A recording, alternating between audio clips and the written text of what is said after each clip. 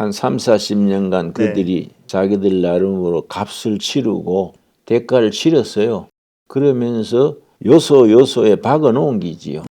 우리 데모할 때는 앞으로 사법부로 나갈 친구들, 교사로 나갈 친구들, 기자로 나갈 친구들은 데모대에 앞장 세우지 않았습니다. 신분 노출돼 가지고 지장이 있다고.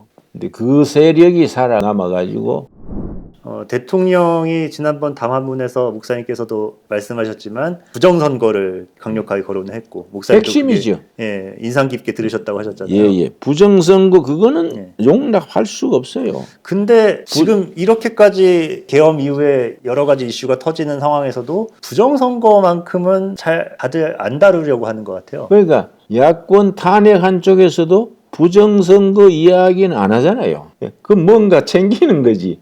그러나 부정선거만큼이 그게 확실한 조건이 제시되면 계엄령 할 만하지요. 그렇죠. 그래서 누가 그러더라고요. 계엄령이 계몽령이다. 젊은 2030 세대 국민들의 많은 숫자를 깨닫게 했는 계몽령이다. 그렇게 표현을 하더라고요. 옳은 얘기죠. 예. 말씀하신 대로 다들 처음에는 무슨 뜬금없는 계엄이냐 이렇게들 생각하다가 그 이후에 저렇게 사회 각계에서 소위 진짜로 반국가 세력들이 뛰쳐나오는 걸 보고 야 진짜 이렇게까지 심각했나 이런 계몽이 이루어지는 것 같아요. 이번 계엄령 탄핵 사태 이 과정에서 얻어진 좋은 결론 하나는 편이 확실해진 거예요. 누가 애국가고 누가 비애국자고 누가 애국을 팔아서 사심을 채우고 누가 진정한 숨은 애국자라는 것이 판별이 된 거지요. 판별이 됐으면 거기에 대한 대책을 국민적으로 세워야지요. 정치가들한테 맡기지 말고 더불어민주당이나 국민의힘한테 맡겨놓을 사안이 아니요. 또 국민의힘이 그런 걸 해결해 나갈 수 있는 역량이 없어요. 그죠? 또 부잣집 애들처럼 띵해가 우왕좌왕하는 거이지 참 마음에 안 들어요. 그러나 그걸 자꾸 마음에 안 든다고 말하면 누워 춤밖에 아니요. 그래도 소중한 입법기관 국회의원들인데 그러나 요즘 많이 달라지더라고요. 그 탄핵 반대 집회도 뭐 3, 40명 나오고 처음에는 뭐 전혀 그런 거 없었잖아요. 그게 시대의 흐름이 시대의 정신이 나가는 방향으로 따라오는 거예요. 근데 진짜 뭐 경찰, 군대, 뭐 입법부, 사법부, 행정부까지 사람들이 요즘에 다들 하는 얘기가 왜 이렇게 좌파가 많냐. 그리고 재판을 해서 중요한 사건이 배당이 되면은 희한하게 또 좌파 판사들한테 배당이 되는데 그게 이제 한 3, 40년간 그들이 자기들 나름으로 값을 치르고 대가를 치렀어요. 그러면서 요소에 박아놓은 기지요. 나도 이제 운동권 출신인데 우리 데모할 때는 앞으로 사법부로 나갈 친구들, 교사로 나갈 친구들, 기자로 나갈 친구들은 데모대에 앞장 세우지 않았습니다. 신분 노출돼 가지고 지장이 있다고. 너는 앞으로 판검사 될 거니까 뒤로 빠져. 그 세력이 살아남아 가지고 사법부에 들어가고 기자가 되고 교사가 된 거지요. 그러니까 이번에 혼란이 일어난 근본 원인 중에 하나가 언론의 변질이지요. 심지어 조중동까지 줄 서니까 이거는 비극이지요. 그러나 미국도 언론 중에 좌파 뭐 CNN 같은 좌파들이 좀 복잡하게 나가지만은 우리하고는 질이 다르지 않습니까? 그렇죠. 미국은 북한이라는 강력한 그 세력이 있는 나라가 아니잖아요. 우리는 북한과 대결한 상태에서 언론이나 무슨 반국가 세력이 단합을 해서 진짜 내란을 일으키면은 체제가 위험해져요. 그러니까 이거는 정신 바짝 차리고 막아야 됩니다. 그러니까 사람들이 계엄을 처음에 비판했던 사람들이 다들 하는 얘기가 어떻게 21세기에 선진국 중에 계엄령 하는 나라는 우리나라밖에 없다 이렇게 막 조롱을 하는데 그렇게 치면 선진국 중에 분단 국가 그리고 공산주의 세력과 맞닿아서 싸우고 있는 국가가 우리밖에 없어요. 그러니까 그런 위기감이 다들 그동안 너무 평화로웠다 보니까 많이 없는 것 같아요. 내가 이제 나도 계엄령 소리 듣고 많이 당황했는데 왜 그럴까? 윤석열 대통령이 바보도 아니고 그 법을 모르는 사람도 아니고 근데 왜 그럴까 생각하건데 내가 딱 짚히는 게 선거 부정이에요.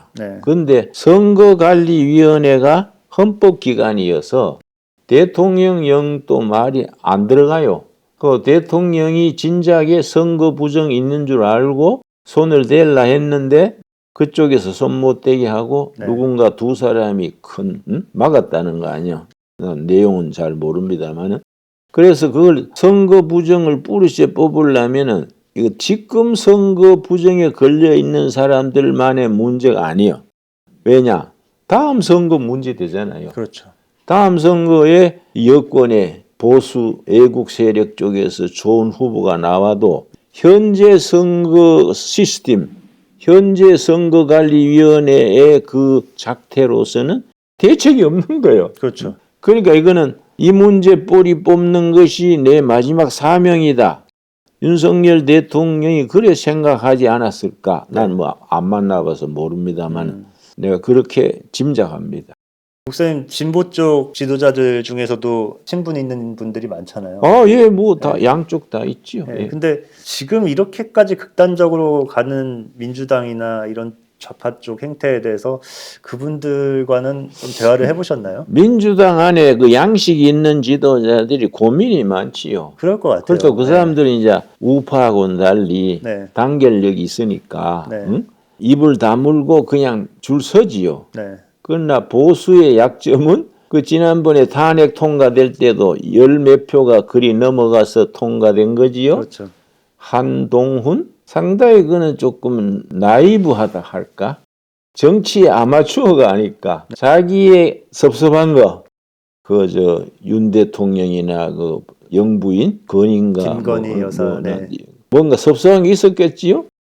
그러고 자기 볼 때 푸대접 한다는 게 있었겠지요? 네. 그 감정하고 국가대사하고 혼돈을 한 거지. 그러니까 나는 공부를 더 해야 된다는 거지.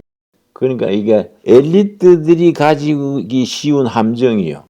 그걸 수석병이라 하는데 나도 뭐 수석을 많이 해본 편인데 네. 스스로 판단하지. 수석병. 이 자존심 상하는 걸 못 견뎌.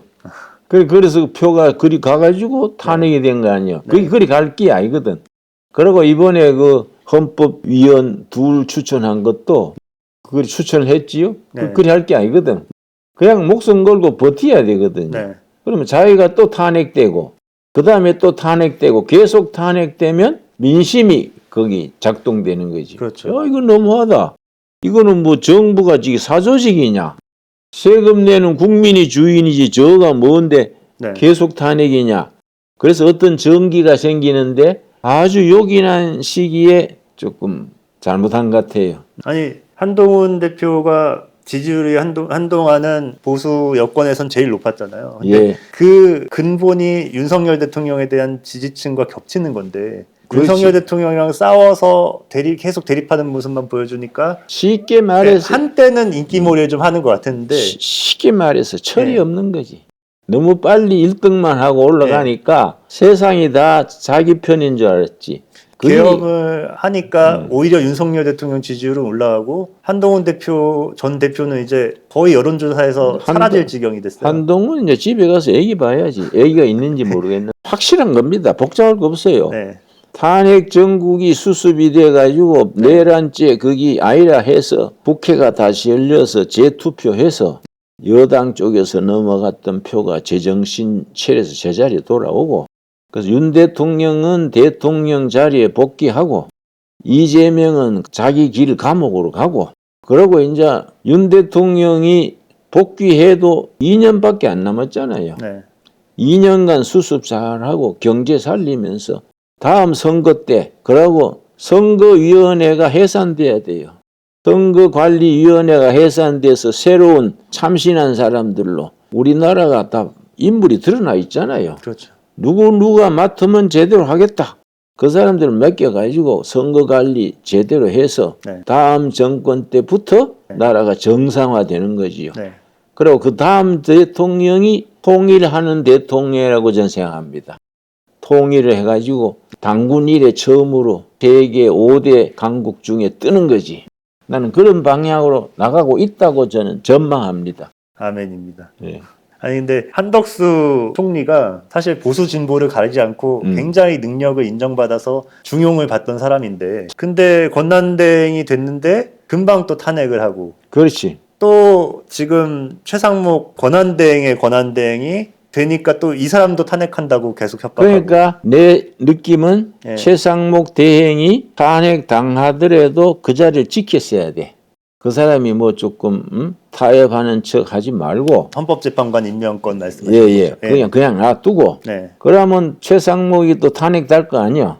그렇죠. 그 다음에 또 3번 타자가 나오잖아요. 네. 그게 한 4번 5번 나오면 국민이 분노하는 거지. 네. 이거는 뭐 정권이 사조직이냐? 국민이 이거는 그러고 일어나는 거지.